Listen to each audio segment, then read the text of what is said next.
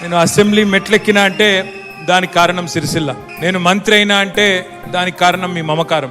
ఏ దేశం ఎగినా, ఎందుకాలిడినా, ఏ పీఠం ఎక్కినా, ఎవరేమన్నా పొగడరా నీ తల్లి భూమి భారతిని అంటారు. అందుకే ప్రపంచంలో నేను ఎక్కడ పోయినా నేను గర్వంగా గల్లా ఎగిరేసి చెప్తా, నేను సిరిసిల్ల ఎమ్మెల్యే అని గల్లా ఎగిరేసి చెప్తా. దానికి కారణం మీరు. నేను ఇదివరకు కూడా చెప్పినా, మళ్ళీ చెప్తా ఉన్నా, నాకు జన్మనిచ్చింది మా తల్లి శోభమ్మ, కానీ రాజకీయంగా జన్మనిచ్చింది మీరందరూ. మళ్ళొక్కసారి మీకు రుణపడి ఉంటా.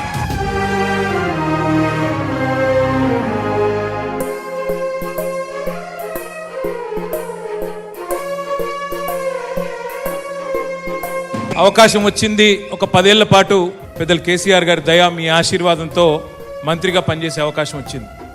అవకాశం వచ్చినప్పుడు మీరు తలెత్తుకునే విధంగా, మీరు గర్వపడే విధంగా, మా ఎమ్మెల్యే మంచిగానే పనిచేస్తున్నాడని చెప్పుకునే విధంగా పట్టణాన్ని కానీ గ్రామీణ ప్రాంతాలని కానీ నా శాయశక్తులా నేను ప్రయత్నం చేసిన. దానికి సాక్ష్యం మీరు.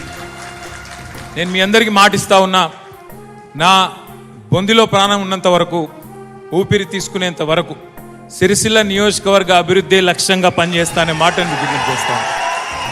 ఏ రూపంలో అయినా సరే మీ రుణం నేను ఎంత చేసినా తీర్చుకోలేను.